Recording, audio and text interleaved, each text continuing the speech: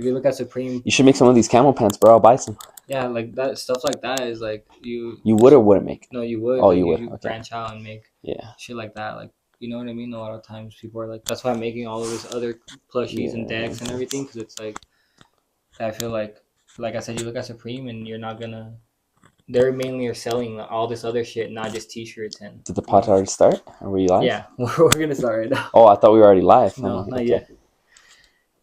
Ready? 10, 9, 8, 7, 6, 5, 4, 3, 2, 1. What is up, y'all? Welcome back to another episode of the Word on the Street podcast. We're here for episode 60. So that's a good little, episode right there. I should have waited 9 episodes. Can 60, we go back? Yeah. Can we hold it? Can we hold it? Yeah. Hold it Post this 9 episodes later.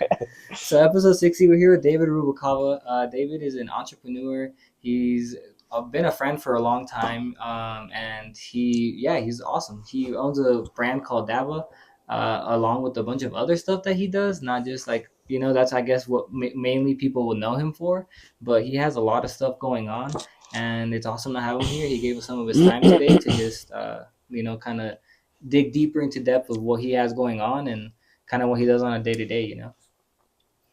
Cool. Well, thanks for having me. I'm excited. Yeah. So what you been up to like today? What is like a normal day to day for you? Like just regular Thursday. Regular Thursday. So I get that question a lot because people always ask me like, what do you do when you're the owner of a company? It's like, what does your day look like? And I feel like my day-to-day stuff is really just, it's everything. Sometimes I'm in marketing, sometimes I'm in operations, sometimes I'm actually editing the videos, and so it's like, to be an entrepreneur, at least to like the degree that I've taken Dava, because I've taken Dava to a couple $1 million a year. And so it's like, I'm not the most credible entrepreneur, but I, can give a lot of people advice. And it's like, I have a lot of people that come to me and just say like, what do you do? Like, what does your day look like? It's like, you have to like know your company from the inside out and like be able to do whatever breaks. It's like at the end of the day, a company's just a factory. The gears are cranking, everything's going. So it's like when something breaks, the car stops running, you have to know how to go in and fix it to keep it running. So it's like, but when the car's running smooth, then you focus on other things. How do you, expand, make them, in the metaphor I'm using with the vehicle, it's like, how do you make the vehicle faster? How do you make it more efficient? How do you make it, work better? Yeah. So it's like with the time, every day looks different. If you're asking what my day looked like today, a lot of my day looked like today training just the operational team, sitting down with them, telling them, like how, like just making things more efficient and a better experience for the clients. And now you guys have like a big office where even all the teams are broken down from like, sections, Yeah. So how many teams would you say do you guys have to like run a successful business? Well, the teams vary a lot because at the beginning when I first started Dava, I never cared about profits. I only cared about revenue. It's like, as long as I have, and that was my Nabola's plan from the beginning. The first plan was just if we can have, we can be making $1,000 a month and that's cool. But it's like, I would rather have a business that's making $100,000 a month and being like, how do I fix this now? Even if we're not making money, it's like, I don't want to find a way to profit off $1,000 a month and scrape by and get $200 a month of profit. It's like, I'm just going to get a ton of revenue as fast as I can, work as fast as I can. And it's like, once I have a lot of revenue, I want to like, then we're going to stop and be like, okay, profit now. What do we do to profit? And it wasn't until like late last year, 2024, that we actually did that. And so it's like up until now, everything's been revenue. And I think that's where the success from Davos came super quickly. Like no one saw it coming. It happened in like less than a year that we're making a lot of money. We had a lot of employees. That's because it was part of the plan. But you don't see me driving a Lamborghini right now because the plan wasn't to profit. The plan was to bring in so much revenue. I'll fucking figure it out when I'm making a lot of money afterwards. And that's exactly where I'm at today. And for the history of Davo, we've never been profitable. And when I say profitable, I mean like in extraordinary levels, like me and the other co-founders, we've, managed to have a good income for ourselves, but it's like nothing extraordinary. And it hasn't been until this month, like literally like these last 2-3 months that we've seen like extraordinary, like just a lot greater things, because the only thing we've been focusing on is profits. And that's the driving fuel to any company. If there's no profits, there's no company, so. I feel like you may say like it's nothing extraordinary, but the fact that you've been able to grow this business so much and like from where you started and in an office like this, compared to what you have now is extreme. It's different, And Yeah. I feel like the fact that you guys maybe you didn't buy yourself anything, but you reinvested everything back into the business. And now, like I said, like if you just see your office, like it proves, you know what I mean? Like, sometimes it pays to not pay yourself, but to make sure your business is running well. And the money comes. It's something we always say. Like if you're in making clothing to like make money, this isn't the right place for you. So I feel like it's cool to see that you're able to, like you said, grow a business, and instead of taking that money and getting yourself a Lambo, you're like, I'm gonna make this a well-fueled machine. And that's really what it is. Like you got to just stay true to the vision. If you don't have a vision, there's nowhere to go, because it's like if you don't know where you're going, you just get lost. It's like you need a vision. And like back then I used to have a lot of people that, like, it was so stupid. Back then Teslas were more valuable, and so like when I bought a Tesla, everyone's like, congratulations. I'm like, okay. But they didn't realize that every time I hired an employee, it's like back then when interest rates were a little better and the Lamborghinis weren't as expensive, it's like technically I could have financed a Lamborghini for every employee I had. Does that make sense? Because back then you can finance a Lamborghini for about $3,000-$4,000. Like $4,000. That's what salary costs for an employee. Does that make sense? So it's like for every employee I had, I could have had Lambos. Does that make sense? But it's like, why is it that I had all these employees and no one saw it as a big deal? And then I buy a shitty car and everyone's like, holy shit, congratulations, you're actually succeeding. I'm like, what? So it's like, I don't know. People have their heads screwed on wrong. It's like everything's about flashy, cars and chains and, but it's like you have employees working, you have a system building, and doesn't seem that, great to people. Yeah. What would you say it takes to kind of reach like your level of success in a way? I mean, how do you stay motivated on the hard days? Yeah, I'm taking off my mic because I just don't want to risk it not sounding good. So it'll sound good? Yeah, okay. The only reason is because I fucking forgot the adapter for my phone. Yeah. So we have to share one. But that's the only reason we're holding it. But so that makes sense. Okay. All right, I'll clip it back on there. We can put an ad. This is featured by and sponsored by Dava. There you go. No, I'm joking. Sorry, what was your question? So like, what does it take to like reach a level of success for you? Like your dedication and how to stay motivated and all that. Like, what is it for you? The first thing is I've had this conversation with a lot of friends and a lot of people because it's like something I get asked a lot. But the first thing is, if you need someone to give you motivation, you shouldn't be an entrepreneur. It's just like you have to run without motivation. Like you have to run when everybody's laughing at you and everybody thinks you're a failure, and still do it with without a doubt in your mind that you're going to succeed. So that's the first thing. If you're one of those people that's like, I just don't feel motivated today, and then that happens often, even if it's like once a month, that's often to me. It's like you're not destined for entrepreneurship, because entrepreneurship is the hardest thing you can do.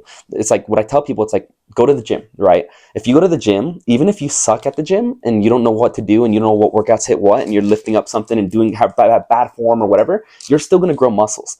Does that make sense? Like no matter, even if you have the worst form possible, you're still going to grow muscles. Yeah, I don't know what happened. No, it explodes. It explodes? Yeah. No, that's crazy. Yeah, but it gets hot, it like the air gets trapped and it like lets it out. That's funny. Yeah. That's why it has a rocket. But so the first thing is, it's like entrepreneurship's the hardest thing you can do, because like I said, with the gym, you can do bad form, you can do everything wrong and you'll still grow muscle. And not to say that like, oh, but David, you won't grow a lot of muscle. No shit. It's like obviously you can do it better. But it's like, if do the worst workout, like do like the worst form workout push-ups possible, and you'll still go muscle. Entrepreneurship, you can do everything right and still fail. Does that make sense? So it's like, it's one of those things that is, you're not promised success in any degree. And that's why I say, if you're a person that asks for motivation or needs motivation, it's like, just don't do it. It's like, it's not meant for you. And it's like, you have to be able to wake up every single morning and throw away everything you love and care for to hope it works. I feel like maybe a lot of people would ask you this, but in the last year, what do you think would be the toughest challenge that you had to face? Whether it be, in your company or like in the entrepreneur, like what was the tough, and just the last year? Yeah, I was kind of hoping you weren't going to ask that question. But, okay, for sure. Something I've learned a lot this for sure. Okay, for sure. I just feel like a lot of people think it's sweet. I'll still answer. I feel like they'll look at your Instagram, they'll see like, oh, he's going to Miami, he's doing a social icon event, he's doing this and that. But even the event, let's say, what was the toughest thing with that social icon event that you what was the hardest thing for that? I mean, I'll just give it to you straight. The hardest thing that I think I've ever had to do in business is lawsuits. It's like we're in like multi-million-dollar lawsuits, and it's just part of business, and it's just people stealing from you. People stole like hundreds of thousands of dollars from us, and basically they see if there's an opportunity, whether if it's a business or someone that has a lot of real estate or anybody with potentially deep pockets. Say, I was walking down the street and I insulted your girlfriend and you punched me, and let's say you had a lot of real estate. I would file a lawsuit against you because you have deep pockets, so you're someone worth pursuing. And lawyers will fight for free to just steal from you. Does that make sense? Yeah. So I've just learned a lot that it's like you can't trust anybody. You know, it's like you like I've had like everyone always tells their story of being robbed, being stolen, and whatever, and it's true. You know, it's just don't trust anybody. You know, So- it's like everything's hand and paper, like anything's black and white, ink and paper. Don't trust anybody. Yeah.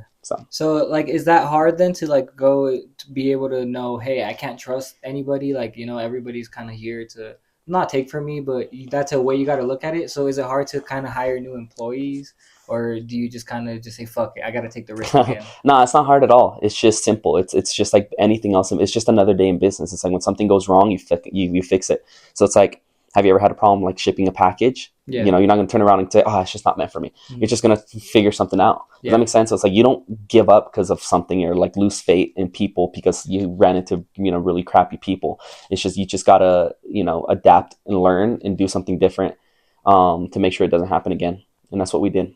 You know, it's just, you have to learn the hard way, you know, so many times. There's no one in entrepreneurship that's there to hold your hand and teach you. Like a lot of people think that you need a mentor and you need like all these things. And it's like the best mentor in life is constant. You know, the best mentor you will ever receive in life is failure. So it's like, you don't like, I've already failed in that, you know, miserably. So, you know, I look back, I'm not going to do that mistake again. So, you had, you know, a few jobs before you had Dava and stuff. But do you like, what do you think is about Dava that like made you like be like, okay, this is what I want to pursue and not like work for other people?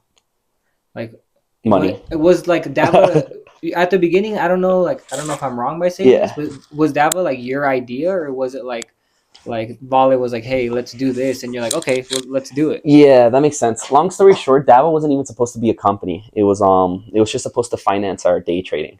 So it's like, long story short, because I can talk forever about it, and I have before, but like Dava wasn't supposed to be a company. And sorry to cut you off, but for people that don't know, Dava is like, I would say a marketing agency, right? No, those are the people that don't know what Dava is. Okay. Well, I was like, I guess I would break it down as that. Yeah. I know you guys probably do a lot more, but just I guess simple. We're not marketing at all. You guys, what would you say then? Like, what would you describe Dava as? So the people that, you know, that usually see our online presence usually think we're marketing, just because when we first started the company, we bought the domain Dava Marketing.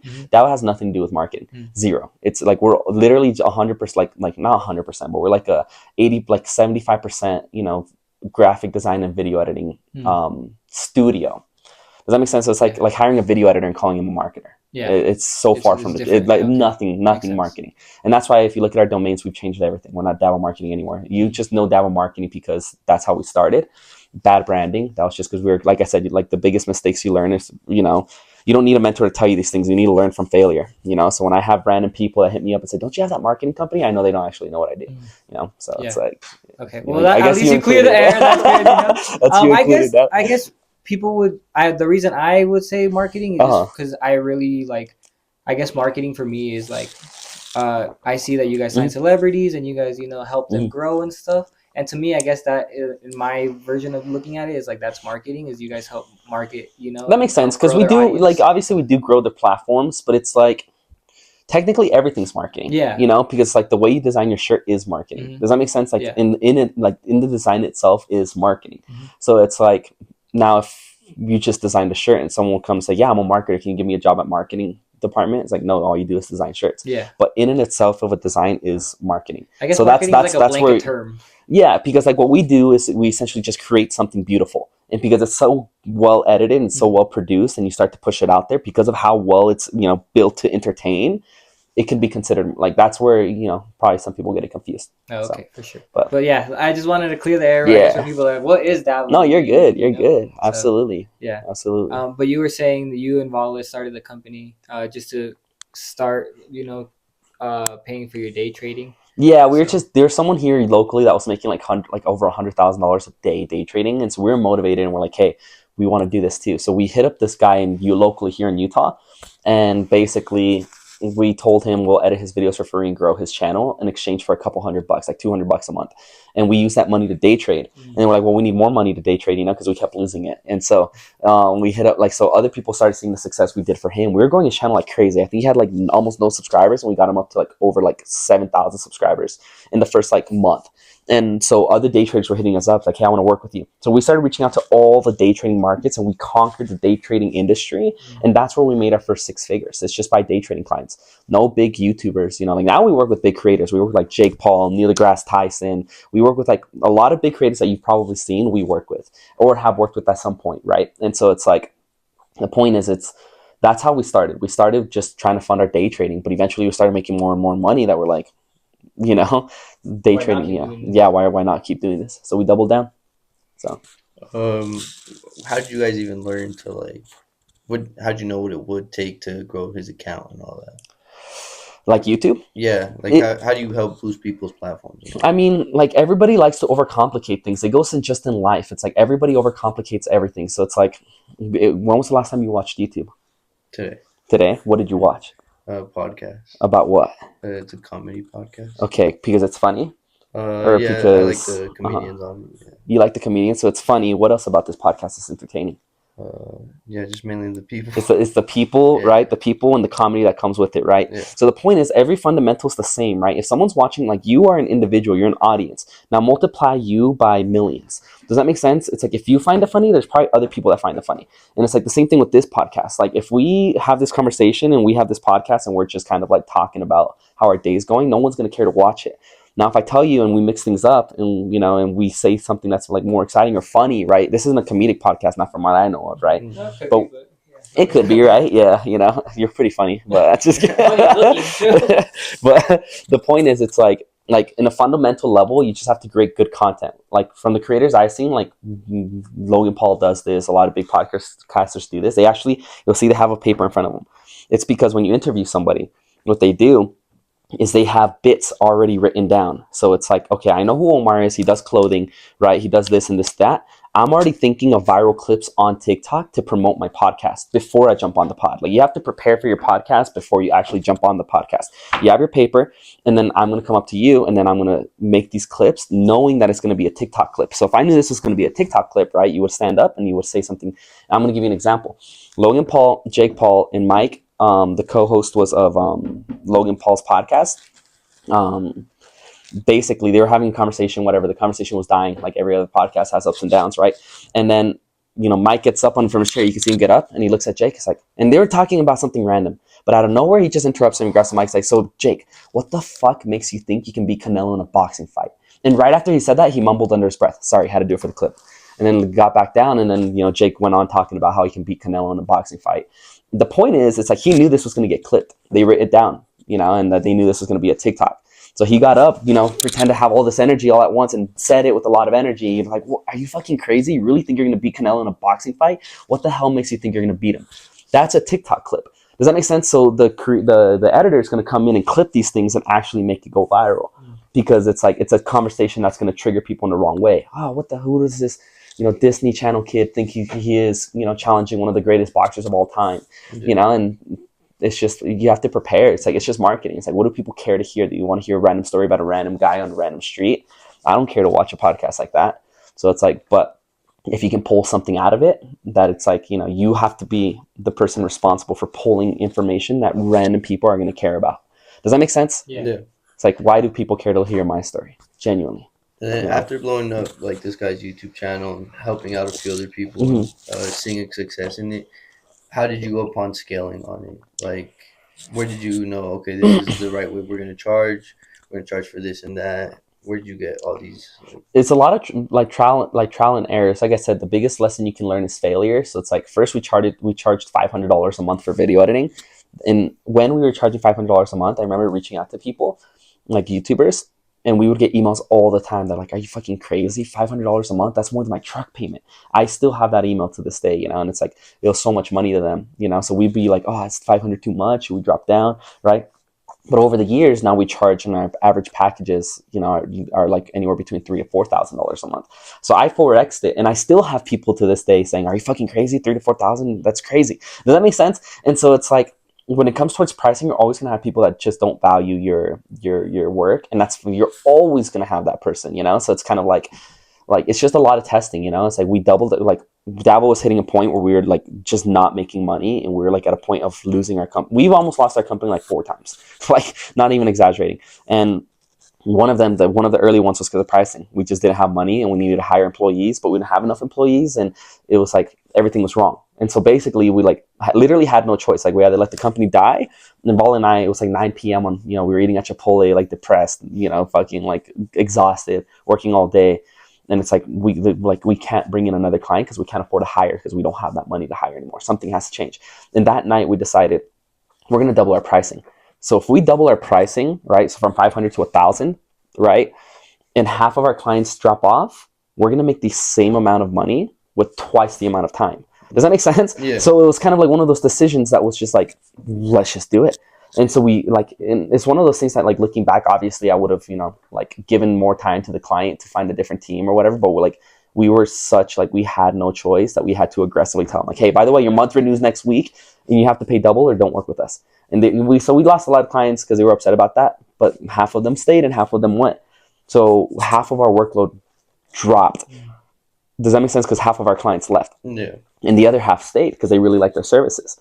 And so it's like, perfect. Does that make sense? Yeah. So it's kind of like trial and error. Back then our industry was pretty new. There's no good agency like us, and there still isn't a good agency like us. All the other ones are like trash, like cookie cutter, like ugly agencies, Yeah. But it's like they're like, especially in a market where you don't know what the market price is, it's like when you see that you just have no money, something has to change. Does that make sense? It's like, did you get too big of an office space? It wasn't worth it. Or did you hire too many employees? Maybe you're paying the employees too much, right? Are they actually worth, this much dollars over that amount? It's like everything has to be calculated. And we came down to the conclusion that money was just not right.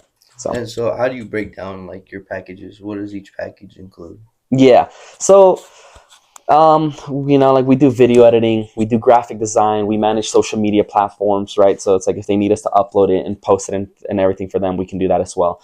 Now we're starting to represent creators and, for the brand deal. So we'll have a sales guy that will actually like talk to the brands and negotiate with the brands, get the best deal for them. Because many times creators don't know how much money they can make off a brand deal. Like I have creators that have like less than 10,000 followers, and they're making well over 6 figures on brand deals. Does that make sense? They just have to know how to negotiate. But when you don't know how to negotiate, it's like, so it's a variety of like, what is it exactly that you need, and we can create a plan custom to you. So how important is it for you guys to like hold your value in a way where like you're not gonna like give a discount to somebody just because like you want to sign them or whatever? Like how I feel like a lot of people are the same way in clothing, where like they'll be at an event or something and like your shirt's $40 and someone's like, I'll give you 20, and then they're like, okay, and then now you just kind of in a way devalued your brand by just. And you can look at it as devaluing, or you can look at it as it's like a $20 marketing expense where you let that person have it so then they could wear it. However you want to look at it, but how important is it for you to keep value of your brand so that way people aren't like, well, last time you gave me a discount, why can't you do it this time? Yeah, well, value is all perception. It's like, yes, there's quality. Like you can tell the quality on a good hoodie in comparison to like a bad one, right? But for the most part, if you like, what makes Dior $10,000 compared to a different type of brand? It's like, it's not the quality. I can promise you that. Does that make sense? So it's like value is all perception. It's what people perceive it to be. So when you see your favorite influencers wearing certain clothes that you like, it's not because that clothes better or because it's better quality than what you're producing or what that guy's producing. It's just what we think it's worth. Does that make sense? So it's kind of like if you have someone that's, kind of like fighting for the bottom of the barrel of like dropping prices, you can become a company like Ross. Does that make sense? You just sell the bottom of the barrel, and it's like there's a market for that. There's a big market for that. Does that make sense? But there's also a market for people that want to look, nice, that want to represent who they are when they're walking. Does that make sense? Like the clothes you wear in some sense represent who you are. Does that make sense? So it's like when you produce that type of value for that person, you have to demonstrate it properly through the way that you're marketing it. So it's like if I see a ton of random people wearing a shirt, I don't care about it. I'm just gonna be honest. I don't care. When I see someone that I really respect and someone that I really like, damn, like I like this person a lot, wearing the things that like wearing things that I like, I'm like, holy shit, like I see the value in that. Does that make sense? Yeah. Because there's so much clothes out there. How do you stand out from everybody else? So it's like What makes you special? That's a real question you should sit down. Every person should sit down and ask yourself, including me. It's like, what makes me special? Because the number one rule in marketing is that nobody cares about you. You know, it's like nobody cares about you in this world. Nobody. You just have to. The day you understand that is the day your life will get better. Does that make sense? So it's like if you understand that nobody cares about you, how do you essentially use marketing techniques or psychology to tamper into their minds to think that they're more important than, or that your clothing's more important than the other one? Well, I see a lot of people I look up to wearing these clothes, so it's like, that looks pretty dope, I'm gonna wear it. Does that make sense? It's the name of the game. It's just perception. It's nothing different from that clothing brand and that one when it comes to its quality. For that, more times than not, they're pretty similar. Maybe different designs, sure. Does that make sense? Mm-hmm. But what makes you different from Supreme? What makes you different from these brands? Yeah. Does that make sense? It's like, look at how Supreme's marketed themselves, right? So you're wearing Supreme, someone will look down the street and be like, damn, that's sick, Supreme. Does that make sense? Where it even could bring an argument, you can charge double for the same shirt to the right market. Does that make sense? Yeah. So it's like you're always going to have those people that want it lower, but it's like if someone sees value, they'll pay way more. So what programs do you use for like the graphic design or the video editing? And like, do you think for any beginners, any tips that you could give them for video editing? Into all that stuff, like graphic design and video editing? So not graphic design. I don't know how to graphic design. I have a team. Damien, he's one of our co-founders, our co-owners. He used to like a master designer. I can't help but design. I, in fact, actually trained him how to use Photoshop. So so he's really good at Photoshop. And I taught him. So hopefully he sees this pod, and I want him to know that I taught him how to do Photoshop. I remember one time, Dan, I don't know if I can talk about this, but I went to your guys' office and he was working on a website for a big YouTuber that has a chocolate brand, and I was like, holy shit. Yeah, and I was like, damn, and it looks so sick. That's like, so obvious. He would scroll down and then. Yeah, I say the name. Yeah, you could. I don't care, but it's like might as well say the name. It was like a big Mr. Beast. Like, I don't know. There's an NDA here, but like a big Mr. Beast. And the way the website worked was so sick, bro. Like there was like fruits flying around and shit, and like he'd scroll down and like it'd like block off, and it'd be like all the different flavors of like whatever. It was so cool. And I was like, damn, like. Yeah, I've been working on this for a couple of weeks or whatever. I was like, bro, this looks amazing. Like, this looks like a professional-ass website. Yeah. No, Damien's great, just because of me. He's only good because I taught him how to be good. I'm just kidding. only reason. No, I'm joking. But the only advice I could give for video editing is know your demographic. It's the same thing with clothing. Know your demographic. Try to sell your clothes to my mom. I dare you. Does that make sense? It's like my mom's never going to buy your clothes, and it's not because your clothes are bad. Does that make sense? Like everything matters on your demographics. So it's the same thing with video editing. Who's your demographics, right? If your audience is younger, you need fast-paced videos. Snappy, like so fast-paced, so cut that it's like you don't give them time to click off the video because you essentially hypnotize the audience to like not give them the opportunity to click off. If you have an older audience, right? I have channels that like are so slow that I can't stand watching these videos because they're so boring. But it's like, you look at the target audience are 50-year-olds, 60-year-olds, It's like show a Mr. Beast video to your grandma, bro. She will rip her brains out. Does that make sense? So it's kind of like when you're asking for advice, the first thing you have to ask yourself is who you're selling to. Same goes for your clothes. If this is a clothing podcast, like you've told me, right? So we can cater this more towards clothes. It's like, who are you selling clothes to, actually? Does that make sense? And who do these people actually care about? Does that make sense? Like, what do they actually care? Do they actually care about looking cool, or do they care about what other people think of them, or do they care about maybe the design that's on the shirt? Does that make sense? But everything's a factor, and if you're selling to the wrong person, of course that wrong person is going to come from wanting a discount.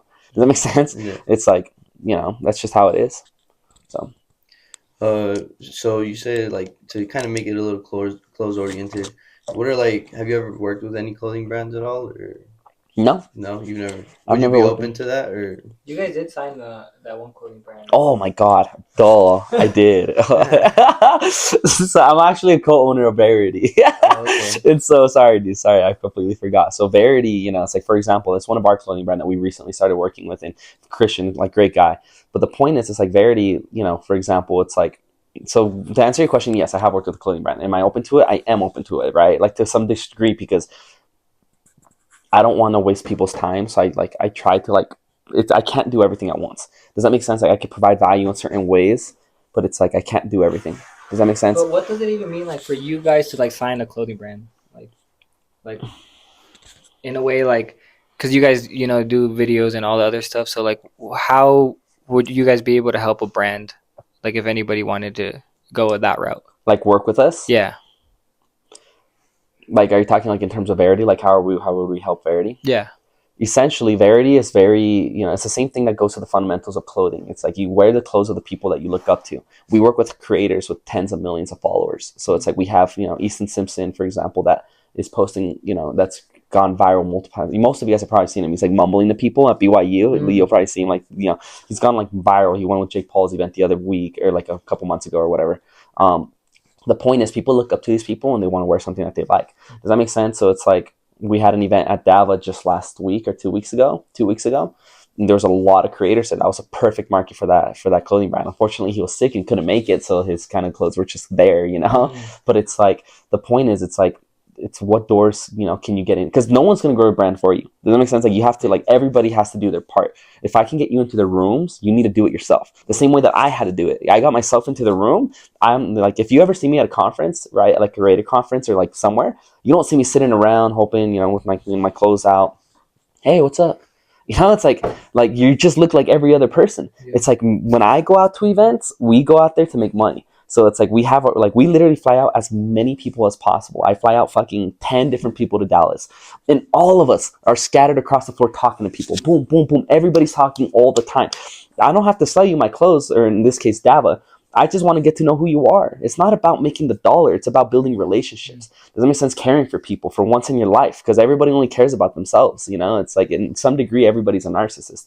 So it's like I don't know, if you guys are asking me for advice for you guys, the next time you guys go to your conference, show up with 20 motherfuckers wearing hoodlum that are working for you that day. I don't care what it is. Wear fucking give away 20 shirts. Hey, if you come help us out, I'll give you a free shirt. Something, It's like you have a lot of people that like your clothes that would probably spend the time to do it. And don't go out saying, buy my clothes, buy my clothes, buy my clothes. Just, hey, what are you doing? What are you into? What kind of clothes do you like? Damn, that's cool. What brought you here? Does that make sense? That's cool, man. How long have we been into clothes? Then they start listening to you. They feel heard. Does that make sense? Like, man, this Omar guy, he's pretty cool. Dude, show me your booth a little bit. They walk over. Now, times that by 10. Does that make sense? Our booths are flooded with people. Flooded. Every single event, it's flooded with people. And we see our competitors, they're literally like next door to us over here in Utah, but they were in the Dallas convention too. Empty, dude. And then you look at their booth and they're like, it's like, bro, like, it's so easy to compete when people don't have a working bone in their body. Sure. Does that make sense? And it's like, yeah, we see it at the sneaker events too, bro. Like, I be out, bro. I'm talking. I'm giving out stickers. I'm hugging babies and kissing fat girls, and you know what I mean. Fucking. See, there you go. That's cool. You can do that. How do you get 10 people out there? So does that make sense? What is it like? Because I feel like a lot of people are scared even to just talk to people, or even to just go out and start a conversation. Have you always been like a personable person where you can just go talk to everybody, or like have you been scared at some point too, like to go out there and like put yourself out? Everything's scary in life. Everything, it's like, yeah, like some people have it more easier than others. But it's like, I know people, specifically my little brother. You remember my little brother, how quiet he was? Dude, You should see him now. He's out and about talking to everybody. It's all a mental game, dude. Everything in life's a mental game. So it's like... What's advice to someone that is scared? Like, for example, I'm calling out Gooba here in this situation. Is that you? There are times where... Gooba? Okay. Yeah, there are times where people come like to the booth and they're like checking out his clothes and he's like... Yeah. Not because he doesn't want to talk to them, because he literally cannot. And I tell him, I'm like, bro, I can sell your clothes, but... it's not my brand, like, at the end of the day. So like, what is some advice you can give to someone like Gooba that is like a little scared to just put himself out there? Well, I mean, okay, this is a challenge I like to give to people because it's kind of fun. But one, nobody cares about you. And like in a fundamental level, that it's like you can say something stupid and no one will notice. Two, it's like if you say anything with confidence, you will never look stupid. Does that make sense? Like I made a bet with my little brother, and we were a little tipsy. And we were at a family party, and it's like, like it was such like a Christmas party. It was like random families and stuff, And the point is, I told my little brother, it's like tell me anything to say, because everybody was going one by one, like just saying what like inspired them in life. And I looked at my little brother, we were just sitting chilling, and I was like, bro, tell me anything, and I'll say it. And like I'll show you that confidence is everything. Does that make sense? It's like, okay, tell them that the wall being white is what inspires you in life. Does that make sense? And I'm like, okay, so it's like something, he was trying to think of the most random thing as like the circle was coming around. Mm-hmm. Does that make sense? So I'm like, yeah, okay, bet, So it's like, David, what motivates you in life? And everyone like always likes to hear what motivates me sometimes because of like Dava or whatever. But like, I'm going to be honest with you, dude.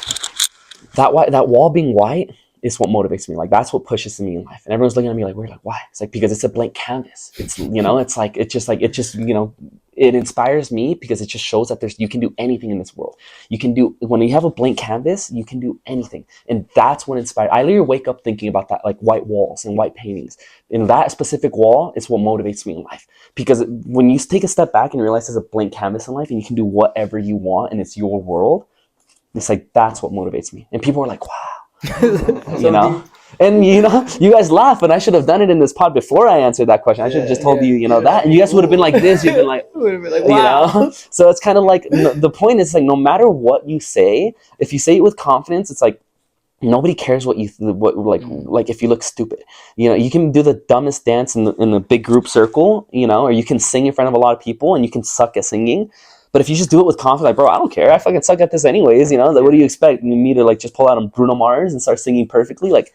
And so it's like, it's all mind. That's why I say it's mindset, so it's kind of like Vol and I, like, yes, like you do get nervous sometimes. It's like completely natural to be nervous. Like, I get nervous. I don't get nervous that often anymore. I'm not gonna lie to you, but I would speak in front of like hundreds of people, and yeah, you would get that nervousness. There's hundreds of people ready to watch you. You're up in the on the stage, ready to talk to hundreds of. Like, I promise you, if you think it's hard to talk to one person, try talking on the stage. And granted, I don't get scared anymore or nervous as much as I used to. But back then, it was nerve-wracking, man. Like, you should have seen Volley. He was shaking, man. He was like a crying baby. Mm-hmm. I'm just kidding. I hope he sees this. But, he's like, bro, he was shaking. He was whining, like, Daddy David, please, can you talk for me? Yeah, and I was like, bro, it's okay, son. I'll take care of you. I'm just kidding. No, I'm joking. But the point is, it's like it's super nerve-wracking. It's super nerve-wracking. So it's like, you just got to stand up and do it. And Volley has gone so good at talks. Like, even though he still gets a little like spikes of nervousness at the beginning, and he admits him, like, yeah, I get nervous a little bit. But every person he talked to afterwards, like, you had the best talk. Like, you are such an amazing speaker that I didn't even want to listen to these other people, because like the way you just present yourself, it's so straightforward and you do so well. And you ask Volley, it's like, really? I was nervous the whole time, Yeah. So it's like, the thing is like, it's like, to not be nervous and like to think that you're out of place, that's not it at all. Like, you're not unique. Does that make sense? Yeah. You're not unique at all. It's like, everybody feels nervous. Everybody feels nervous.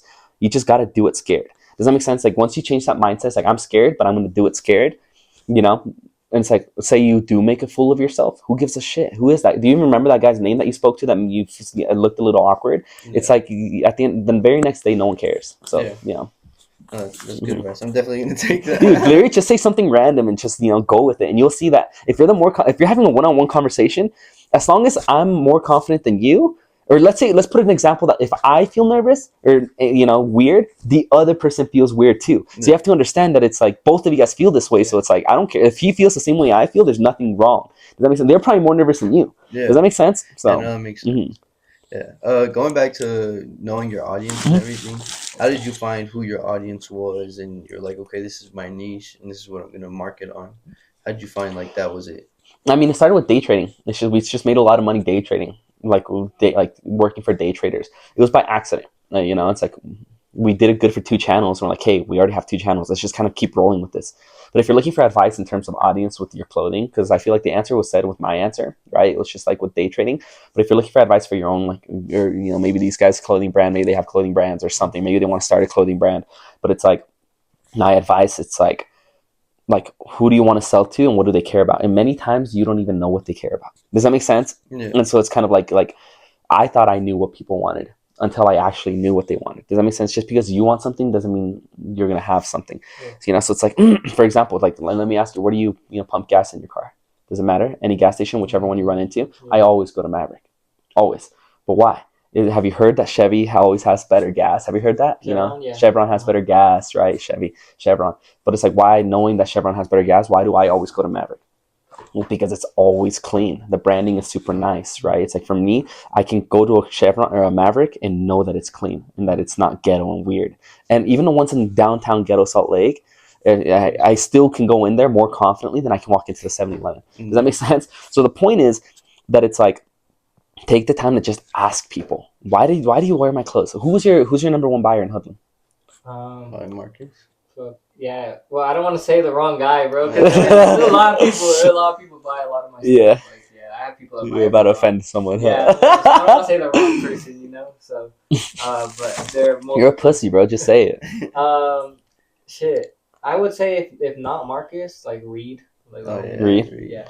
Not Kaysen. Kaysen, there. I won that bet. Kaysen. Shout out I get it. Kaysen. I talked with Kaysen the other day. He's like, bro, I'm one of Omar's tops. I'm like, No, that's what I'm saying. Like, there's so many. Like, he does buy a lot, so, but it's like I don't. You know, Yeah, I'm no, not I'm in anybody. joking. Yeah. I'm just playing with you. And there are people also that like I don't know that don't even know my brand and they'll buy that shit like Yeah. a shit ton of it as soon as they see it, you know. So Mhm. it's like, but I think like. But have you ever stopped and asked them why they buy your stuff? No, I never have. Why? Does I that make sense? It's kind of like you think it's cool, but nobody cares I feel about like you. people buy it just because everybody always tells me like, where do you get that? Where do you get this? At that point, that's when I realized like, why am I telling them to go to their other website Mhm. when I can just make this shit myself? But what you need to do is ask the people that are literally like supporting you more than anybody, and you don't even have the time of day to ask them, hey, why? Does that make sense? I want to keep making people like you happy. First of all, I want to keep making you happy. Second of all, I want to keep making people like you happy, right? What is it that interests you to buy my clothes over other clothes? And first of all, I appreciate your support. Second of all, it's like we want to build this community together. So it's like, it's like what makes you buy it, right? Yeah. And they'll tell you your reasons that you might not even know what it is. Maybe it's just because they simply support your vision or they really like the vibes of it, or I don't know. Yeah. Yeah. But if you haven't even asked, it's like you don't have a demographic. Does that make sense? Because or frankly, you don't care about your demographic because you haven't asked them once. I jump on calls 3 weeks right after signing someone. 3 weeks later, we have like permanent calls to take with the clients to ask them how that week went and what they'd like to change to make sure that we have a sustainable, good relationship moving forward. I do this with I'm the one that jumps on those calls. So you have to make the time to do that too. And you too. Does that make sense? Whoever it is, like someone's supporting you out there. Whether if it's because they want to support you or just simply because they like your clothes, but someone out there is like it's helping you. So it's your turn to help them and ask them.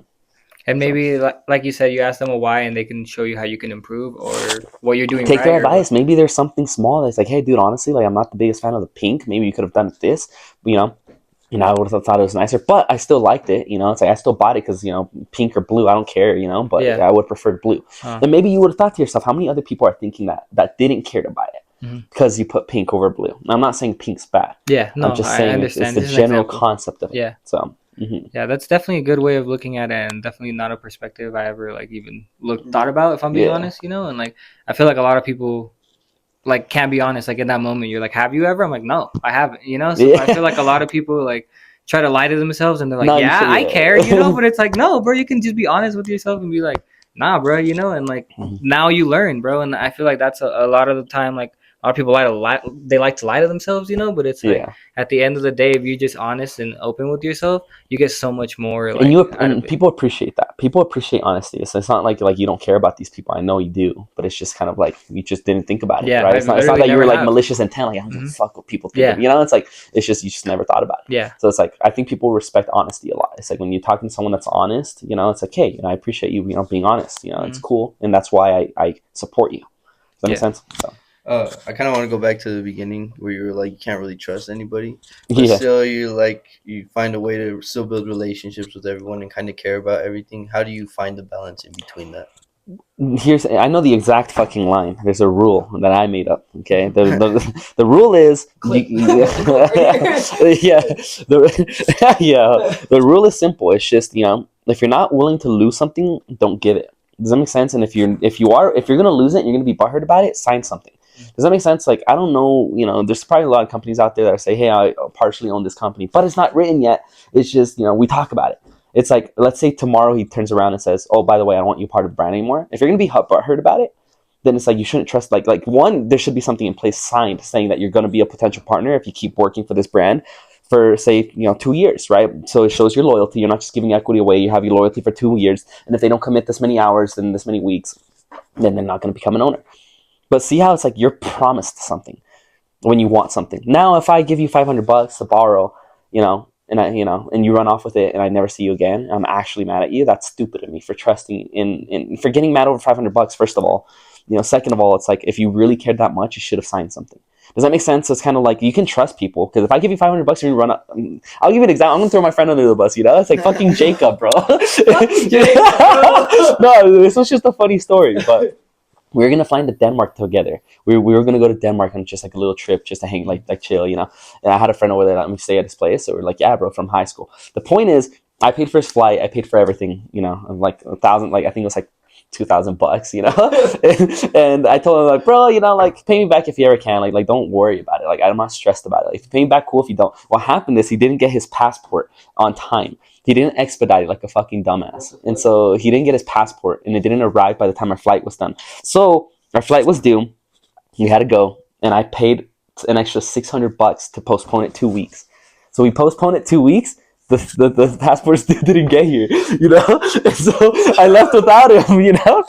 And then I left without him, bro, you know? And this is, you know, what am I going to do? Not go? I'm going to postpone it again? Maybe it got lost in the mail. No one knows what happened to it. It says 6 to 10 weeks. I postponed it to the 10th week and nothing. So I left, you know. He knows this too, and so to this day, you know, like I never like he hasn't paid me back for that, but like I don't care about it, and he knows I don't care. We kind of just laugh about it, you know. We just hang out. We're like, yeah, bro, that was kind of funny, you know. And he, you know, kicks himself in the foot a lot because he, you know, the passport came a week later, but you know,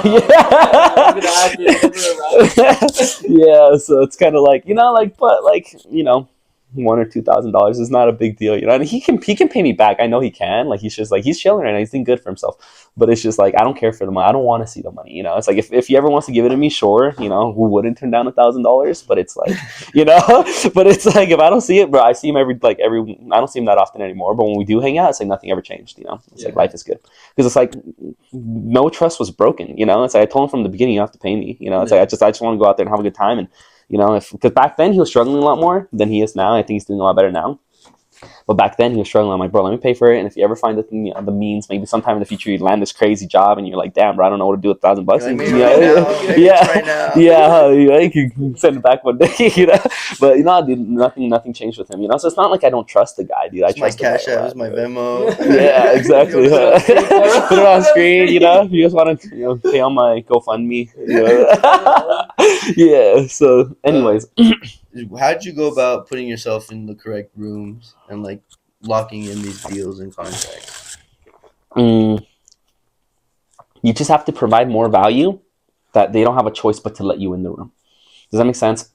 So it's like I had a conversation with this like really rich guy. Like there's levels to money. Does that make sense? Like you guys might meet a millionaire and be like, damn, I wish I was like that guy. But this millionaire is like a fucking dust in the wind compared to what people are in this world. Like people are rich. The thing about people being rich is that they're not known. Does that make sense? These people are walking every single day around. They're just out and about like a random Joe Schmo in this fucking ball, and you don't know what kind of money people have. Does that make sense? Yeah. The point is that like you have to provide so much value that it's like even if they don't want to let you in the room, you have to be in the room. So it's like and I'm probably whispering. Let me speak a little louder.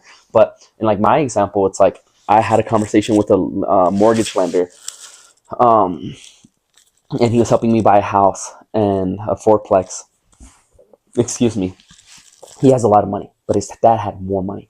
And so, you know, and so, yeah, no, that guy had a lot of money. He had, like, just in investments, he was making as much as Dava. Like, I think what Dava was making, just in investments, you know, it's like, but his dad was he was a baller. And so we went together to talk to some CPA just about taxes and stuff. And then afterwards, we're like, hey, we're close to my office. You want to check it out? So I brought him into my office, and they were looking around and seeing all the, like the great things that we offer for creators. Like, we blow creators up on social media. And I told him, I'm like, my superpower in life is that there's a lot of rich people out there, a lot of richer people than me, way richer than me. So many rich people out there. But the one thing these guys don't have is clout. And so it's like what they would do to have clout, and that's my superpower, because it's like there's so much value in clout that people would pay so much money to just have what I have. Does that make sense? So when I go into a room and I say, yeah, I work with all these people, they just like, I don't tell them, oh yeah, I have all this money. Because 99 times out of 100, those guys will have more than me when you're in a good room. Does that make sense? There's people out there that will laugh at how much I make, you know? It's like pennies. And so money, that's just like, it's not like, yeah, it will hype up someone that isn't, it'll hype random people up. But it's like when you want to be in good rooms, you have to provide value to those guys. Does that make sense? So it's like, how do you like just take a step back and ask yourself, how can you provide value? Well, David, I don't have money and I don't have a business and I don't work with content creators. How can I provide value? Well, everybody needs something. Does that make sense? Everybody needs something. So it's kind of like, how do you, work your way psychologically to end up in these rooms? Connect with the right people, provide the right value. Macon does it best, in my opinion. Macon is such a great friend of mine, but like he never comes back then too. Back then he never came to me and said, David, can you give me this free stuff? He came in and said, David, can I help you with anything? And he would offer just to help with like random things. It's like, hey, let me help you with this. And he was like, hey, dude, I got a friend in Salt Lake to do this U92 podcast. You want to go talk to him? Sure, dude. And then after that, I'm like, bro, I have all these editing tools that I'm paying for already. I'll give you a fuck ton of them for free. Does that make sense? Like I spent like over tens of thousands of dollars in just editing tools. I'm like, dude, I'll give them to you for I'll give you all these like motion graphics and these things to help make your podcast better. Here's how we edit. I taught him all the editing secrets, and it's like, just, thanks for providing value. He's the one that, introduced me to 92 Salt Lake City and that radio station. It's like, that was pretty nice of him. He didn't have to do that, but he never once came in and said, David, can I do this for you? And then in exchange, you do this for me.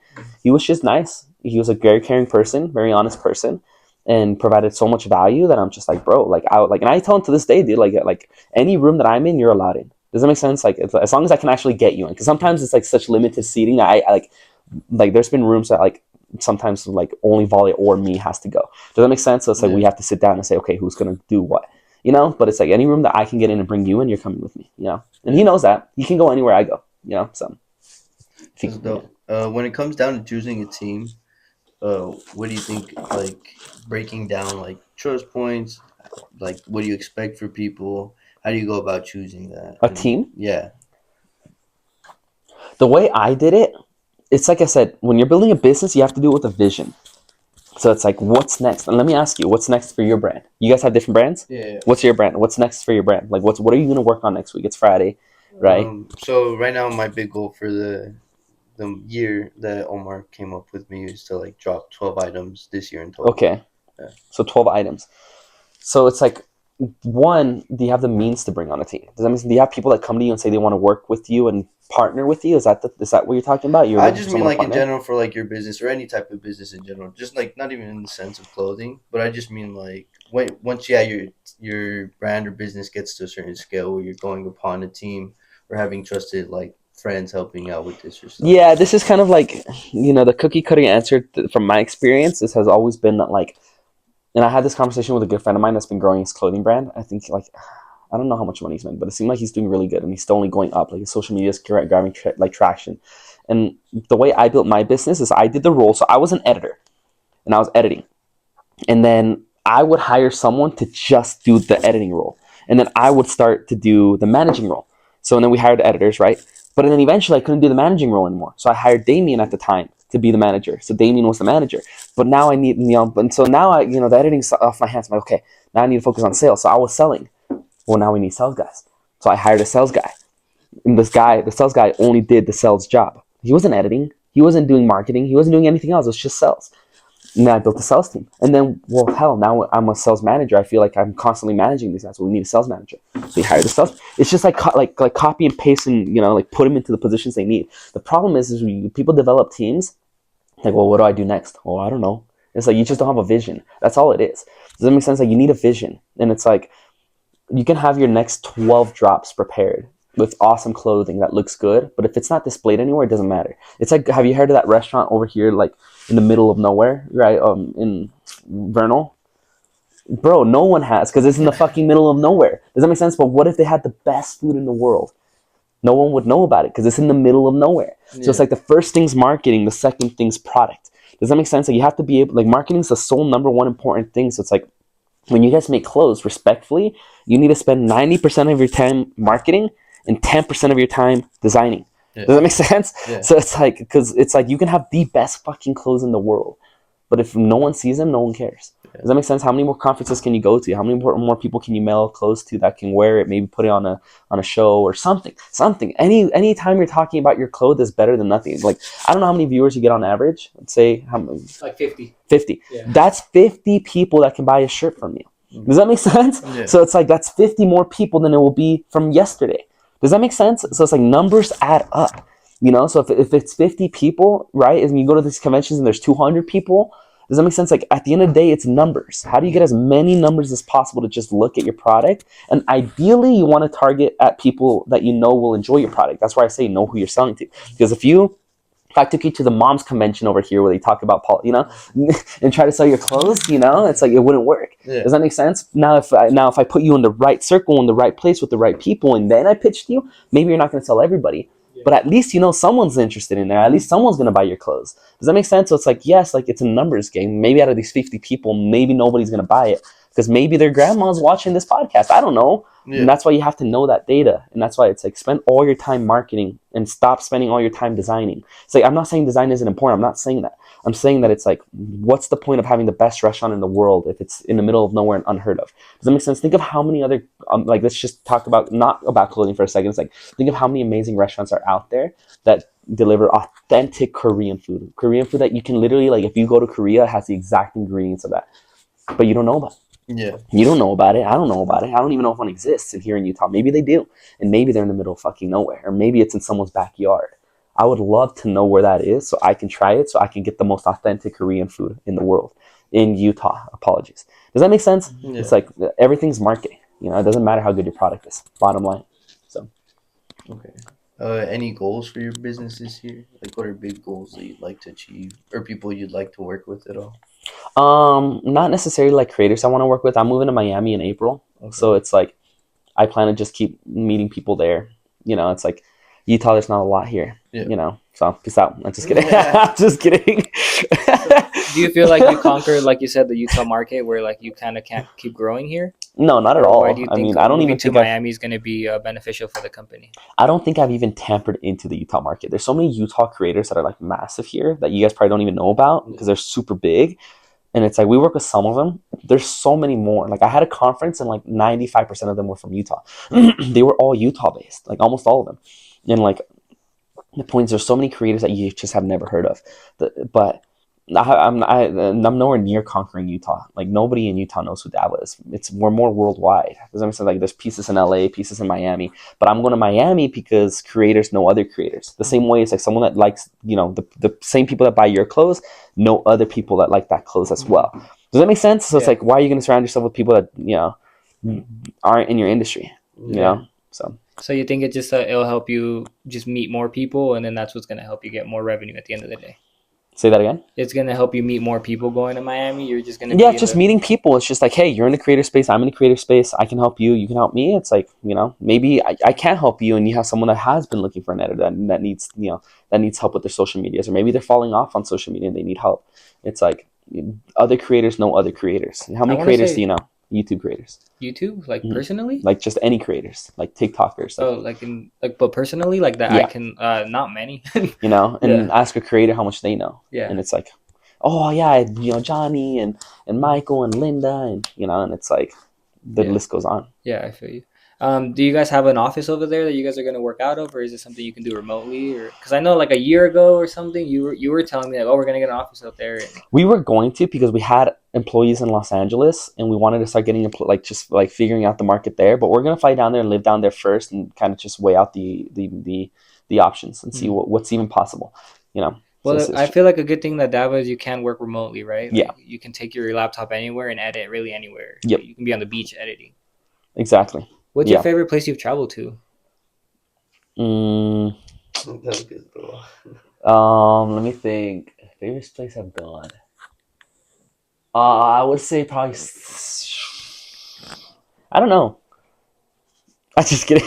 I like Hawaii a lot. Hawaii is a really good place. I really like Hawaii. I would say like did I have the best experience of Hawaii? Like I've had really good one. Like I think one of my best moments in life was in Hawaii because I had my whole family out there. Like I flew all of them, and just spending 2 weeks with nobody working, and like I paid for everything. I paid for the hotel. It was like, with me and Volley combined, we both paid $5,000. So it's a $10,000 hotel. That was like a big, like, I don't know if goal is the right word. It was a massive goal, dude. Like I almost wanted to get that date tattooed somewhere. I didn't, but when I was in Hawaii, I wanted to get it like tattooed just because it was a huge accomplishment to be able to do that for your family. Like pay $10,000 just for the Airbnb, and then we paid an extra couple thousand for the car rentals for 2 weeks. It's like it was a massive goal, and it was the best time of my life because for 2 whole weeks. When was the last time you spent 2 whole weeks where none of you guys had to work? And every day you wake up, you know, no one leaves the house till 2 p.m. because we're all just kind of just slouching around watching TV. And they were like, hey, let's just go to the beach. And we'll spend the next 8 hours at the beach and then come back home and do it again for 2 weeks straight. Best time of my life. Like genuinely like the best time of my life. And it's like, but I've also enjoyed other times, like spending like, you know, when I went to Cancun with Jonathan, that was fun. Spain, I went with them with my older and little brother, you know. It's like that was really fun. You know, it's like every country has its own little thing, but You've Hawaii seen was the the good best. things and the bad things of every country, huh? I don't know if I've seen the bad things, you know, but you know, like France was all right, you know, overrated, you know. France? hmm There's like snails and stuff to eat, or what are you Yeah, eating in I ate France? snails. They were pretty nice. I like, but no one told me how to walk a lot. Uh, Like, if you ever go to France, dude, I promise you, bring like something to walk, like shoes to walk on. mm, Because like, remember those Chicagos you sold me? yeah, that's what you wore? I wore those. Damn. And dude, those things are worn fucking down just because of that one day. Like if I get, I wish I brought them. I don't wear them anymore It's like because they're heel so drag? uncomfortable, dude. Like they are. It's like, imagine if you just had like, I swear I walked like miles every day, and you know, in those shoes, you Damn. know. And so it's like, the point is, it's like, yeah, don't ever go to France without walking shoes, dude. Like, I don't care how cool you look. Or bring them in your backpack or something, you know. But don't walk in those shoes, dude. It's fucking miserable. Do you think you do more walking in France or like New York? France. Yeah. Because New York, everything's close to each other. France, everything's far. It's like walking from like here to like south of Provo. No, that's way too far. But it's just, everything's like in New York, it's like the most central, like a lot of things happening in very small places. And yeah, you might need to Uber, but in France, Ubering is not worth it. It's just not, because you can see it right over there. But like, you know, but it's like an hour walk, you know. It's kind of like, you know, I don't know, dude. It's just, yeah, it's a thing, yeah. Would you say that you're successful, or what is success to you? I think it depends who you're talking to. Like, Yeah. if I'm in a room with other people, like creators, I think I'm doing good for myself. If But you were to like die tomorrow, like would you say, all right, I lived a successful life, or that's a good so question. there's still more stuff that you I would say that if I died tomorrow, I think I would have, you know, made my parents proud in terms of success. Even if because they always told me that they never cared if I succeeded or not, they just cared if I was happy. So I had that blessing of like, I never had pressure from them, which I appreciate them a lot for. But it's like, if I died tomorrow, I feel like I would have made them proud. Well, that's I don't know. Let me check the time first. Let's see if we have to keep going. Yeah, you can cut it. Yeah. Well, we're right at an hour. We can. I don't know. Do you gotta go, or you're still good? We can go for like 5 more minutes and kind of just wind it down. Wind you down. Wind me down is crazy. And wind. I told him we're gonna do a drip check, so that's why he came off it. Nah. You gotta stand on the table. Yeah. I gotta stand on the table. You want me to dance? Do you gotta go, or you? Nah, I'm chilling. Okay. I got like 1 minute. I'm just Oh, kidding. I was like, okay, well we can wrap it up then. No, I got Yeah, I was 15 thinking minutes. just that, I got like, 15 minutes and max. Okay, cool. So I feel like we've learned a lot about you. I feel like there's still a lot more. You know, I feel like we haven't even scratched the surface. I do want to say, like, even like a lot of times, like in my life, there's a lot of things that I've learned from you that I still apply. And like you talked about, one of them is like confidence. There's a lot of things that I'm like, yeah, I learned that from David. You know, but I feel like a lot of people can really take like what you say, and I feel like you don't even like know half the stuff that you're saying is like you know, you're giving people advice or whatever. Yeah. You just kind of say it, you Yeah. know. Have you ever ran into or like walked into a room or something where like the most random person said something and it applied to like what you have going on in your life? Yeah. What is like if it wasn't for a couple months ago, I would have said no. I was in an airport. I forgot where I was coming from. Me and my girlfriend were going somewhere, and it was so small. It was just, I was like sitting down in this like lounge over there, and there's like a guy over here, and I like just needed to get up to go get some water. And I was like, oh, sorry, you know, and like I just said sorry to like because I just needed to get by. He's like, don't say sorry, you know, and I'm like, oh, okay, you know. And I just kept walking. I'm like, wow. It's like, why do we say sorry when we're not sorry? Does that make sense? Like, what I should have said is excuse me. Does that make sense? Because I'm not sorry, you know. And it's like he said, like, you don't need to say sorry. And I'm like, you know, and it's like I've never forgotten that since. So I try not to say sorry when I'm not sorry, you know, because, you know, so it's like, that's a lesson that like super small. He wasn't even trying to teach me something. He just said like, no, don't say sorry. And I'm like, you're right. I shouldn't be saying sorry. Yeah. So Do you think that was something that you needed to learn in that moment, or do you think it was just like, yeah, I think so. yeah, Because, like, I try to care for other people, and sometimes I say sorry a lot because I care for them. But, it's like, if you're not sorry, don't say you're sorry. It's like, you can say, excuse me, right? Because that's what you really meant to say. It's just, hey, excuse me, I'm trying to go through. But you're not sorry that you're in their way. Does that make sense? yeah, Now, unless you actually are, right? Like, say there was like someone like handicapped and you're in the way, then I would say sorry, but Very good example. Very good but just say the words. Just say the words that you actually mean. It's like don't kiss up because this generation's telling you to. And I'm not saying to be disrespectful. It's not any disrespectful to say sorry than excuse me. You're just using the right terminology. Because I'm not sorry. Say you make a mistake. Say like you accidentally fucking burnt the fucking tortillas your mom, told you, or you forgot to take out the chicken from the freezer. Are you actually sorry? Maybe you are. Or maybe you're not. Or maybe it wasn't your fault because you got off work late and I told you to take it off by the time you got off work. Well, I got late. I'm not going to say sorry because what do you want me to do? Leave my job and potentially get fired so I can take out your fucking chicken? It's like, I'm not sorry, but I will say that I will try to consider it next time. It's like there's so many times where we say sorry by nature, right? Where most people don't want to start conflict. So they're just like, oh, I'm sorry. It's like, but you're not sorry. It's like you would have stayed in that job. If you relived that day 100 times, you would have stayed. You would have gone off early to take out the chicken from the freezer. Does that make sense? yeah. It's like, I'm not saying to be a douchebag. I'm saying to, just be honest to yourself and be true to yourself. So you said a few minutes ago that you would feel like you've reached a level where you feel happy and you think like you would make your parents happy. If you were to take us away and you're sitting across from 15, 16-year-old David that worked at JCW's that fucking was eating their wings and putting $3 of gas in the car, like what's some advice you would give him, just going back and looking back at those times? I would basically just tell him, it's like, bro, everything's going to play out exactly like you have it in mind when you get older. Like, trust your gut and just do whatever you fucking want. Because when I was 16, I was dicking around. I think I literally like booked a cabin party when I was 16. And I told myself that I was going to mess around until after I graduated high school.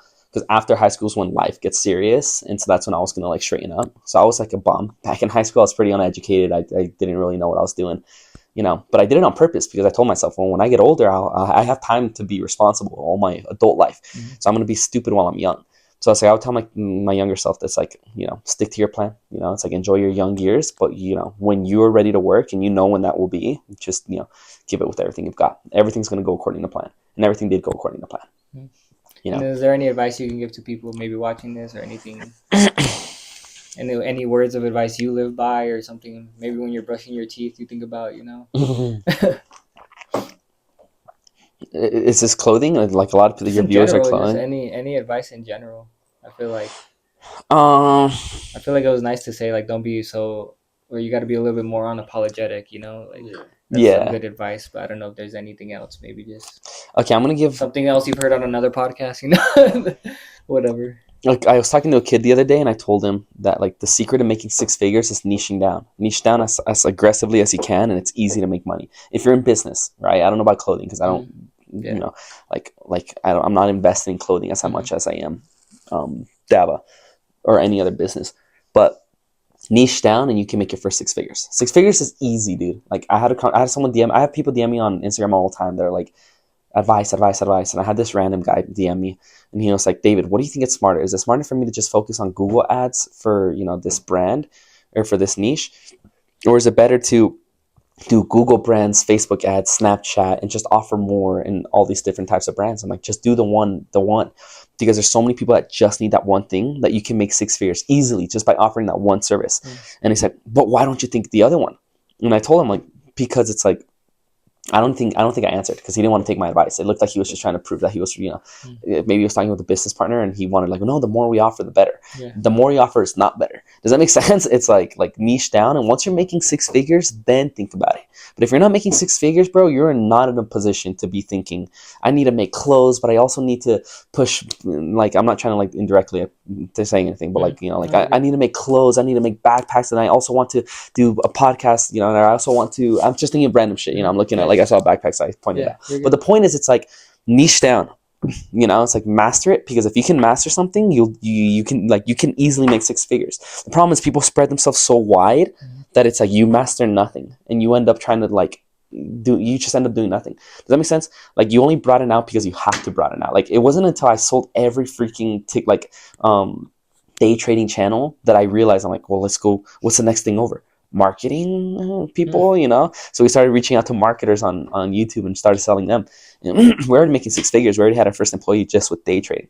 But then we slowly branched out. Well, finance, that's pretty close to day trading, right? Finance, it's not the same thing as day trading. You know, there's, you know, real estate people. But we destroyed the finance industry. We had such a big financial, like, that's what brought us success, is the finance channels, you know? So it's So like, you just say niche down as much as you can. as much as you can. That is your like superpower when you're small.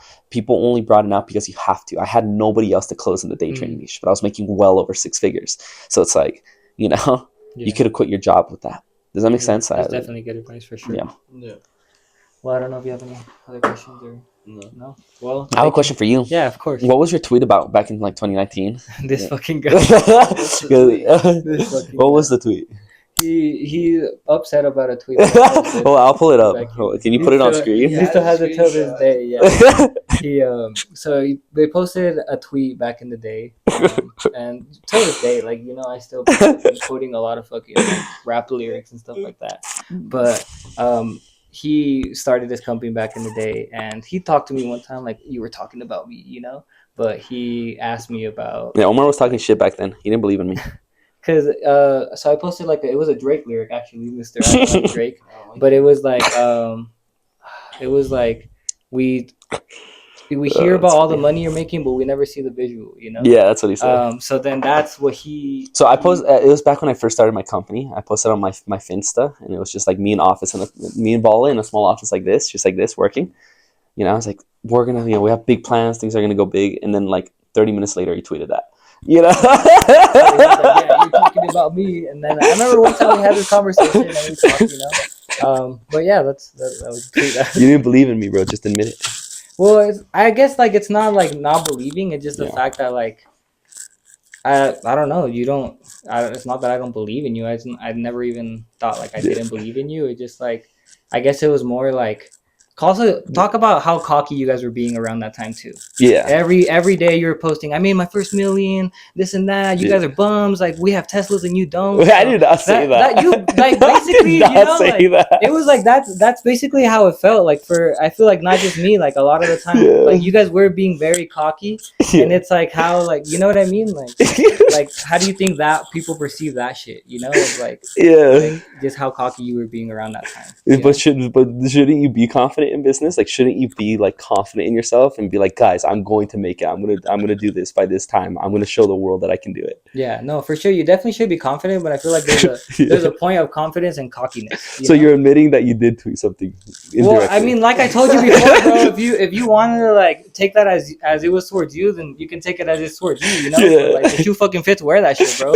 But like I said, bro, just at the time, bro, how cocky you were being, like that, you know what I mean? Like, so I mean, how did you guys meet?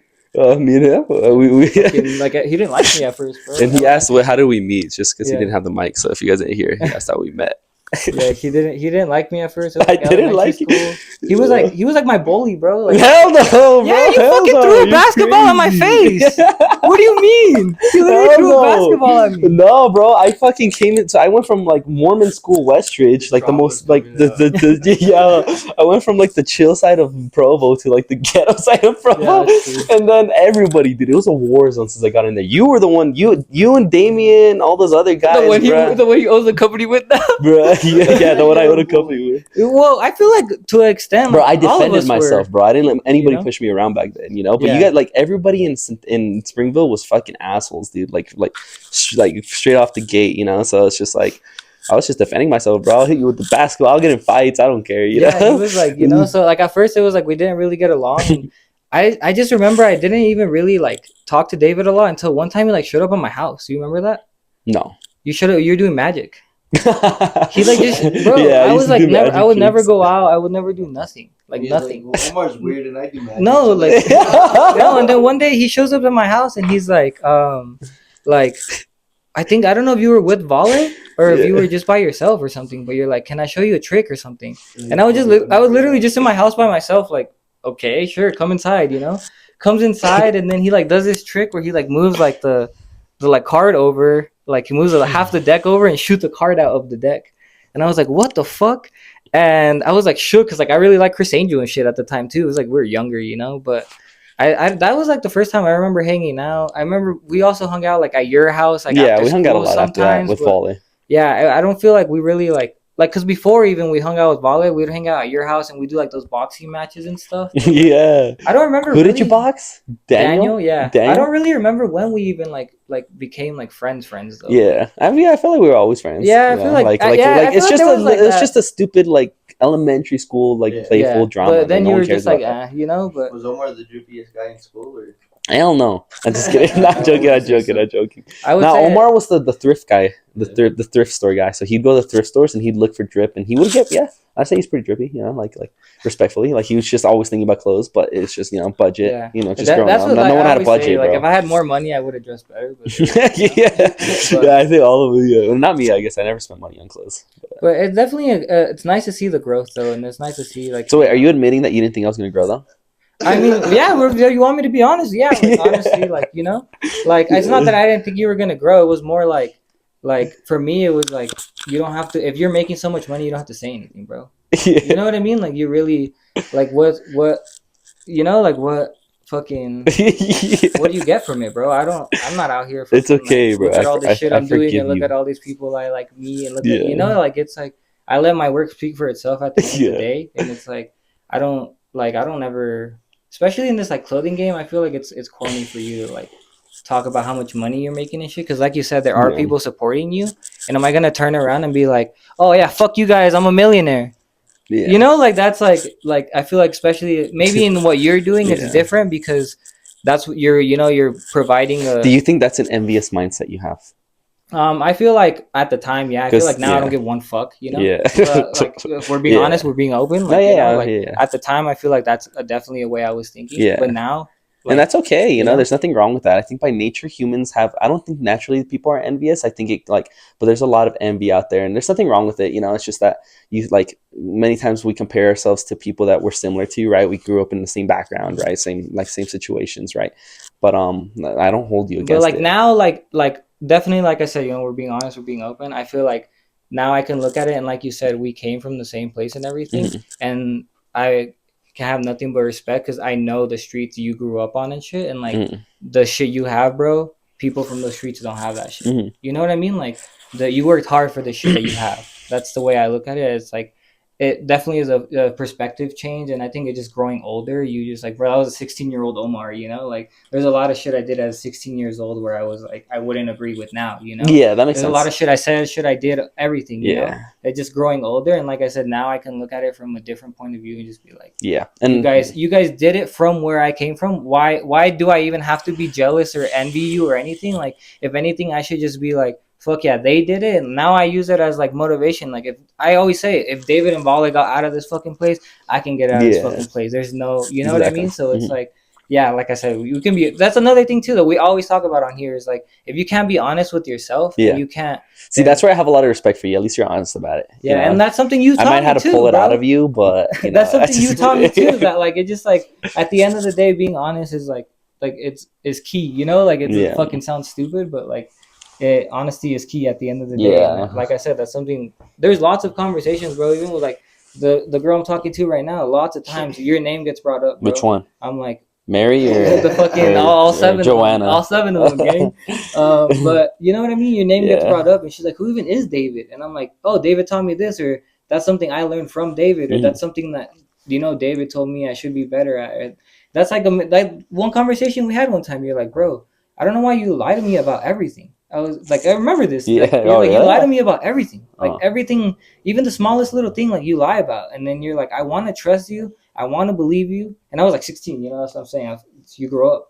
But he's like, I want to trust you. I want to believe you. I want to do all that. But I can't because you lie about everything. Like, so it's like, why can't you just be honest? Why can't? And then I remember that conversation and I was just like, I didn't have an answer for him. I didn't have an answer to like why I couldn't just be honest, And it was just like, that is like a big thing. And now when people like, there's a coworker I work with, he lies about everything, bro. And I think about that conversation so much. Yeah. And I literally had the same talk with him. I'm like, bro, we want to trust you. We want to listen to what you have to say.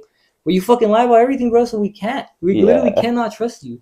And I literally, like I said, there's a lot of stuff that like you said to me that you probably don't even remember, bro. Yeah. But that shit fucking stuck, you know? And like it's like I said, at some point you kind of realize like you are a motivation to be like, you know, like if David got it out of fucking, bro, you lived in a tiny little apartment. I still drive by there, like go to AutoZone and shit sometimes, and I look at it and I'm like, the shit that like David's office is 10 times bigger than even the apartment he lived in. Yeah. You know, so like you definitely got it from a place where none of us thought we could even get it from, Yeah. you know. That makes sense. No, I like that, bro. Now I like kiss. No. Yeah, we're that gonna kiss, suck each other yeah. off, bro. We're not gonna kiss. No, that's funny. Hey, in your defense, though, nobody believed in me. None of my friends believed in me. And like we had that conversation, you're like, no one really like even believed, no one even, and he even told me, he's like, I was gonna sell enamel pins and then be Yeah. like, whoever bought this enamel pin in the future, like had like I don't know, like I don't know what it was really, but it was like something like the idea of like, if you really believed in me, you would have bought that pin. And he's like, I promise you, I would have not sold any pins. 'Cause, like, Yeah. you know, no one really believed. Yeah, no one believed in me. Not a single damn person. So that's Yeah. why I don't hold it against you. Otherwise, I would. I'm just kidding. if everyone else believed and not me. That's funny. No, yeah, bro. But it's been good. It's been good. Hell Thank yeah. you so much for having me on the pod, Thank you, guys. bro. This is the Thanks for David giving us Show. your time. I'm just kidding. Yeah, he's gonna be a recurring guest now. So Just kidding. every other episode, we're gonna have David back on. Yeah, we Well, need. that's sick, bro. I'm excited. I'm excited to see your future journey and what you have going on. And moving to Miami is gonna be cool for you. And just, you know, seeing all the shit that the future holds, bro. Because you're young, bro, and you have your head screwed in the right place, and you really like I don't know. Guba didn't know anything about you, but I can see his interest was piqued to just how you speak and just how Yeah. you articulate yourself. You know, it just like the sky's the limit, bro. And you Yeah. definitely are fucking already on the clouds. You know, so. I appreciate it, dude. Thank Yeah, you. bro. Thank you. I try my best to motivate people. So you should put that last part at the beginning of the pod. That's where the real content's at. That's what everybody wants to hear. The beef. The beef. The beef, bro. That's funny. Well, hell yeah, I don't know. Yeah. Thank you guys for watching another episode of the Water on Street Podcast, episode 60 or 69. Make sure We to don't know like yet. and subscribe. If this one has more likes than all the other pods, I'll think about coming back. And Sheesh. then we'll talk about the actual drama and the things Omar's tweeted about me, all the sketchy shit he was posting about me. And All the just- sketchy- we'll what the actually fuck? talk about it if this has more likes than any other pod he's had.